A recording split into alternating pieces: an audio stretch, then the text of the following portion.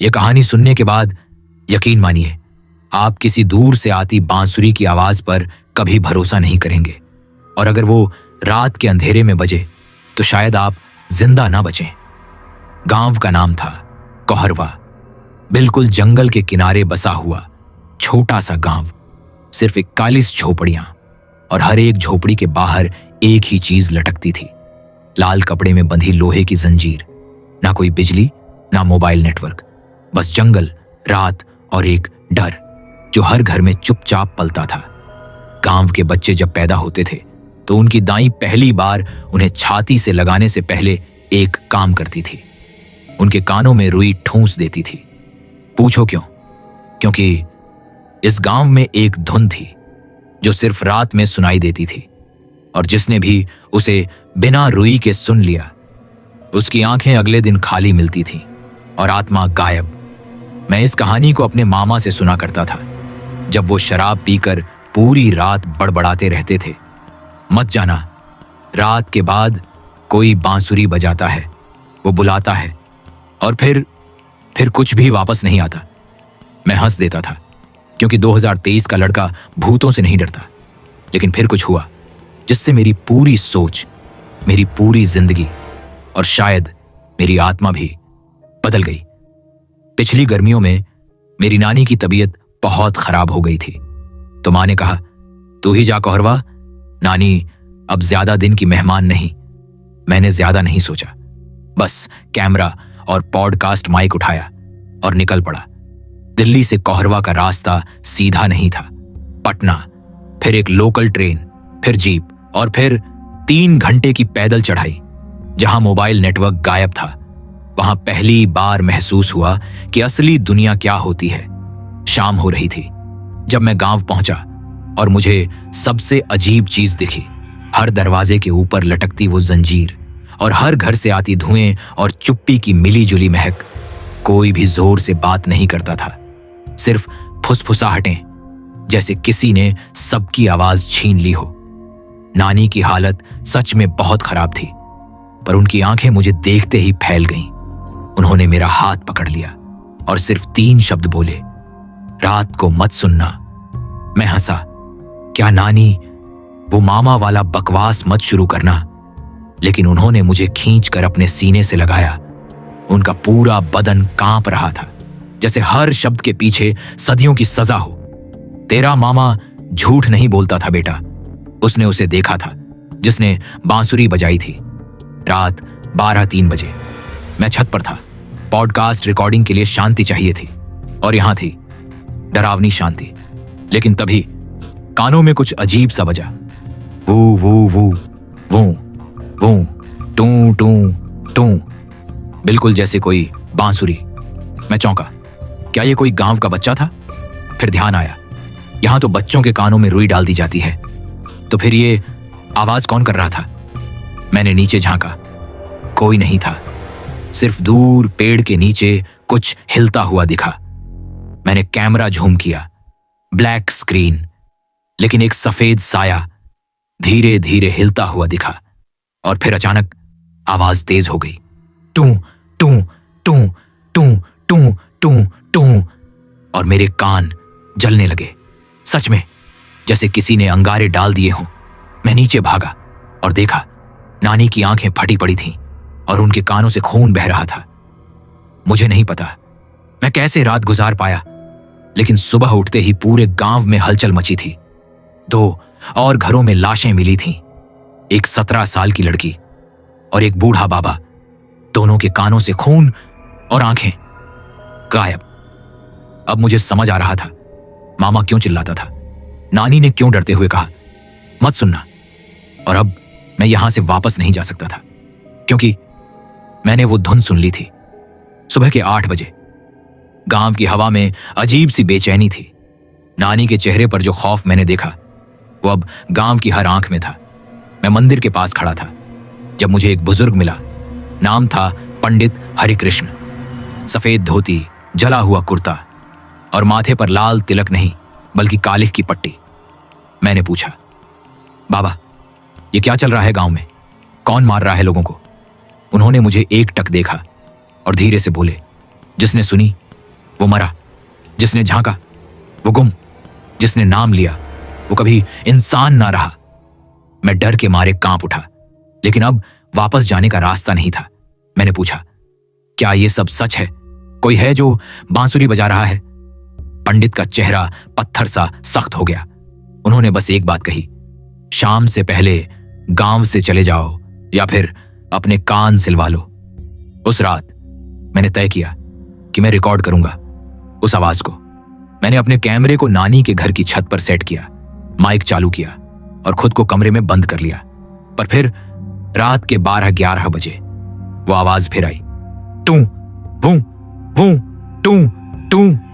लेकिन इस बार सिर्फ बांसुरी नहीं थी, इस बार साथ में एक सिसकी थी, एक औरत की सिसकी जो धीरे धीरे रोते हुए बांसुरी बजा रही थी। और फिर दरवाजा खुद ब खुद खुल गया। मैं डर के मारे चिल्लाया, कौन है वहां? लेकिन कोई जवाब नहीं, सिर्फ वो आवाज, वू वू टू टू। अब माइक की लाइट ब्लिंक कर रही थी और कैमरे की स्क्रीन पर कोई चेहरा नहीं, सिर्फ एक साया, एक औरत, लंबी, बेहद पतली, बाल घुटनों तक और हाथ में एक टूटी बांसुरी। लेकिन उसका चेहरा, उसके चेहरे की जगह सिर्फ एक गड्ढा था, खाली, गहरा, काला, जैसे उसने अपनी आंखों के साथ आत्मा भी खो दी हो। अगली सुबह मेरी रिकॉर्डिंग फाइल करप्ट हो चुकी थी, लेकिन माइक पर कुछ अजीब कैच हुआ था। एक आवाज जो साफ साफ बोल रही थी, तूने सुन लिया है, अब तू भी बजाएगा, तू भी बुलाएगा। मैं डर के मारे भागा नानी के पास। वो अब कुछ नहीं बोल रही थी, बस हाथों से बांसुरी बजाने की नकल कर रही थी। उनकी आंखें अब सफेद हो चुकी थीं और उनके होंठ हिल रहे थे, लेकिन आवाजें नहीं, हवा निकल रही थी, जैसे कोई रूह बजा रही हो बांसुरी। मैंने गांव छोड़ने की सोची, लेकिन बाहर एक अजीब नजारा देखा। पूरा गांव मंदिर के पास बैठा था और सबके कान में रुई नहीं, लोहे की कीलें ठूंसी थीं। हाँ, कीलें। एक आदमी ने कहा, बचने का एक ही तरीका है, धुन ना सुनो, वरना तू उसका अगला वादक बनेगा। मैंने तय किया, अब बहुत हुआ, मैं जाऊंगा उस पुराने कुएं के पास जहां से धुन आती है। गांव वालों ने कहा था, वहीं दफन है वो, वहीं हुआ था वो श्राप, और वहीं आज भी रात में आत्माएं जागती हैं। मैं शाम होते ही पहुंचा। उस जगह चारों तरफ सूखे पेड़, जले हुए पत्थर और बीच में एक काला कुआं जिसके मुंह पर बांसुरी की आकृति खुदी थी। मैंने जैसे ही उसके पास कदम रखा, जमीन हिलने लगी और कुएं से धुआं निकलने लगा। और फिर एक औरत की आवाज आई, तेरी नानी ने मेरी आवाज चुराई थी, अब तू मेरी आवाज लौटाएगा। अब कहानी मुड़ चुकी थी। अब मैं सिर्फ दर्शक नहीं था, मैं खुद अगला पात्र बन चुका था। कुएं से निकलती वो आवाज मेरे पूरे शरीर में सिहरन छोड़ गई थी। तेरी नानी ने मेरी आवाज चुराई थी, अब तू मेरी आवाज लौटाएगा। मुझे लगा जैसे जमीन खिसक रही हो। मैं भागा, लेकिन आवाज पीछे पीछे चल रही थी, कानों में नहीं, सीधे दिमाग में गूंज रही थी। टू वू वू टू टू। मैं घर लौटा, लेकिन सब बदल चुका था। नानी अब बोलने लगी थी, लेकिन उनकी आवाज उनकी नहीं थी। वो बोली, सुनना है सच्चा किस्सा, सुनना है वो रात जब पहली बार बांसुरी बजी थी? तो बैठ और सुन।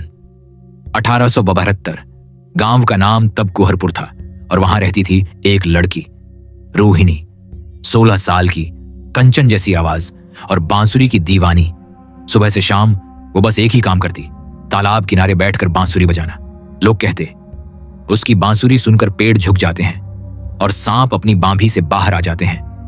पर गांव में एक आदमी था, तांत्रिक विरंज, काला जादू करता था, लोगों की आत्माएं बेचता था, और उसे रोहिणी की आवाज बहुत पसंद थी, बहुत ज्यादा। एक रात उसने रोहिणी से कहा, तेरी बांसुरी अमर है, अगर तू मुझे दे दे मैं तुझे रानी बना दूंगा पूरे गांव की। रोहिणी हंसी, मेरी बांसुरी मेरी आत्मा है, कभी नहीं दूंगी। बस उसी रात वो शमशान ले जाया गया, रोहिणी को जिंदा घसीटकर और अग्नि के आगे बांधकर। उसकी बांसुरी उसके गले में जबरन घुसेड़ दी गई। हाँ, गले के अंदर। उसने चीखने की कोशिश की, लेकिन बांसुरी से उसकी सांसें ही बंध गईं, और जब आखिरी सांस छूटी तो बांसुरी खुद बज उठी, टू टू वू टू। और तभी आकाश काला हुआ, तेज आंधी आई और विरंज का शरीर बिना चमड़ी के जल गया। बस खोपड़ी बची। लोग कहते हैं उस दिन से रोहिणी की आत्मा हर रात उस बांसुरी को बजाती है जिसमें उसकी चीखें बसी हैं।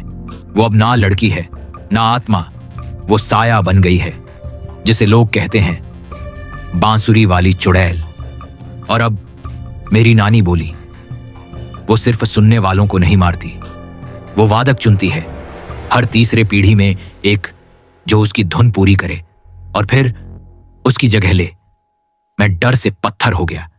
क्या वो अब मुझे अपना अगला वादक बना रही थी? मैंने अपने रिकॉर्डर को उठाया और प्ले किया पिछली रात की फाइल, और उसमें सिर्फ एक वाक्य था, अब तू बचेगा नहीं, अब तू बचेगा। अब सवाल था, क्या मैं गांव छोड़ सकता था, या जैसे ही मैं बाहर निकलता वो धुन मेरे अंदर से खुद बजने लगती। रात को नींद नहीं आई, पर सपने आए, डरावने और साफ।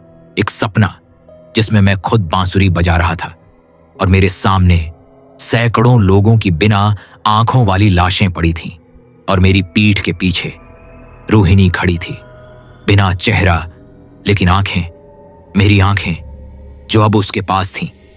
मैं उठते ही चिल्लाया, नहीं नहीं, यह सपना था, सपना था बस। पर मेरा गला सूखा नहीं था, जला हुआ था, जैसे मैं पूरी रात सच में कुछ बजा रहा था। मैं भागा आईने की तरफ, और जो देखा, मेरे होठों पर खून था और दांतों के बीच बांसुरी की छीलन। मेरा शरीर कांप रहा था। मैंने चिल्लाकर नानी को आवाज दी, कुछ करो ना, मुझे इससे बाहर निकालो। वो धीमे से बोली, जिसने बांसुरी एक बार गले से लगाई उसकी आत्मा अब उसका वाद्य बन जाती है। अब तुझे बजने से कोई नहीं रोक सकता बेटा, यहां तक कि तू खुद भी नहीं। मैंने पहली बार हार मान ली। बिस्तर पर बैठा रहा।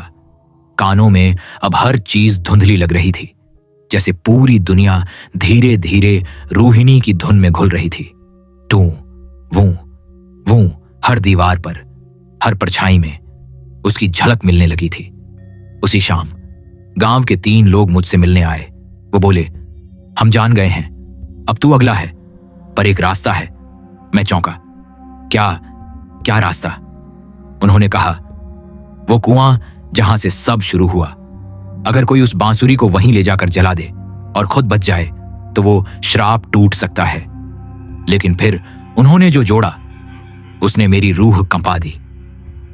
पर जिसने वो बांसुरी जलानी है उसे खुद भी बांसुरी बजाकर चुड़ैल को बुलाना पड़ेगा, और जब वो आएगी वो एक आखिरी बार तुझे बजाना चाहेगी। अगर तू उसके पहले धुन पूरा कर गया तो वो जल जाएगी, वरना तू। मैंने तय किया, ये सब यहीं खत्म होगा। मैं उस बांसुरी को खोज निकालूंगा और उस श्राप को जलाकर राख कर दूंगा। अगली सुबह मैं नानी की पुरानी संदूक खोल रहा था। तहों के नीचे, कपड़ों के पीछे वो बांसुरी पड़ी थी, काली, जली हुई। लेकिन जैसे ही मैंने उसे छुआ उसने खुद से एक धुन बजाई, टू टू वू टू। मेरा माथा फटने लगा, आंखों के सामने धुआं धुआं हो गया और कमरे में अचानक जलती हुई औरत की परछाई दिखाई दी। तेरा वक्त आ गया है। शाम को मैं कुएं के पास पहुंचा। पूरा गांव छिपकर देख रहा था, क्योंकि जो मैं करने जा रहा था वो पिछले 1 से 1 सालों में कोई नहीं कर पाया। मैंने बांसुरी उठाई और अपनी सांसें रोकी। अगर मैं गलत सुर छेड़ता तो मर जाता। मैंने बजाना शुरू किया, टू वू वू टू वू, और जमीन हिलने लगी। कुएं के अंदर से धुआं उठने लगा और एक जली हुई औरत उल्टी लटकी हुई बाहर निकली।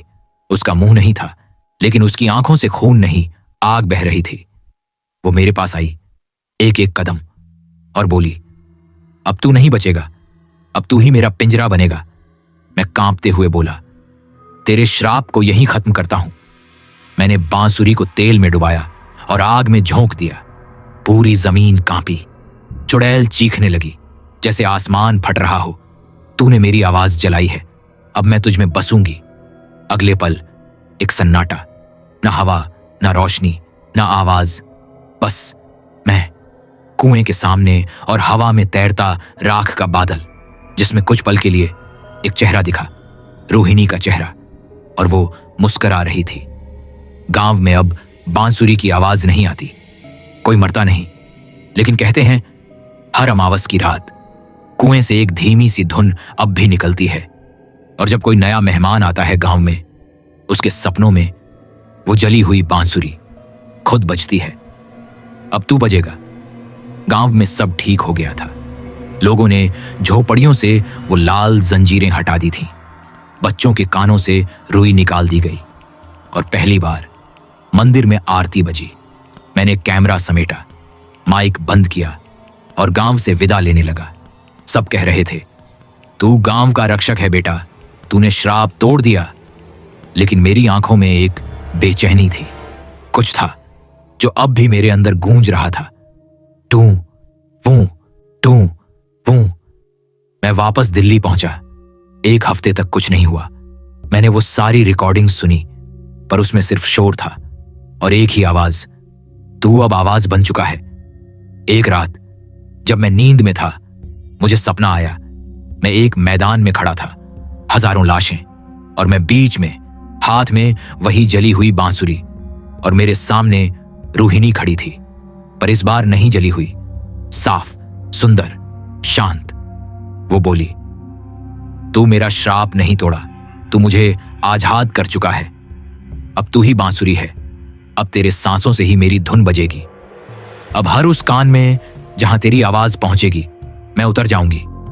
मैं चौंक कर उठ बैठा, पसीने पसीने, सांसें तेज, और दिल ऐसा धड़क रहा था जैसे किसी ने अंदर से थपथपा दिया हो। मैंने माइक चालू किया और टेस्ट रिकॉर्डिंग की। Hello, mic test, 1 2। पर माइक में जो बजा वो मेरा बोलना नहीं था, वो बांसुरी थी। टू टू वो। अब मैं समझ चुका था, वो मरी नहीं है, वो मुझ में आ चुकी है। अब जब मैं कुछ कहता हूं वो सुनती है, और जब मैं कुछ रिकॉर्ड करता हूं वो बोलती है। अब हर वो वीडियो जो मैं अपलोड करता हूं, हर वो पॉडकास्ट जो मैं शेयर करता हूं, उसके आखिर में एक धीमी सी धुन सुनाई देती है। और कुछ लोगों ने मुझे मैसेज किया है, भाई आपकी आवाज सुनकर मेरी बहन की आंखों से खून आ गया। सर, आपके वीडियो में कोई रो रहा था पीछे, आप थे क्या? मेरे बच्चे ने कहा, टीवी से एक औरत निकली थी और बोली, अब तू बजेगा। अब मैं कुछ नहीं कर सकता। मैं माइक फेंक दूं तो भी बांसुरी बजती है, मैं चुप रहूं तब भी उसकी आवाज गूंजती है। अब वो कुएं में नहीं है, अब वो इंटरनेट पर है। जिसने सुना वो मरेगा नहीं, वो भी बोलेगा। अब हर स्क्रीन एक पिंजरा है और हर कान मेरी बांसुरी। अगर तुमने ये कहानी अब तक सुनी है तो एक बार अपने आसपास की आवाजें बंद करके ध्यान से सुनो। क्या कहीं से कोई बांसुरी बज रही है? अगर हां तो देर मत करो, क्योंकि अब तू बजेगा। समाप्त।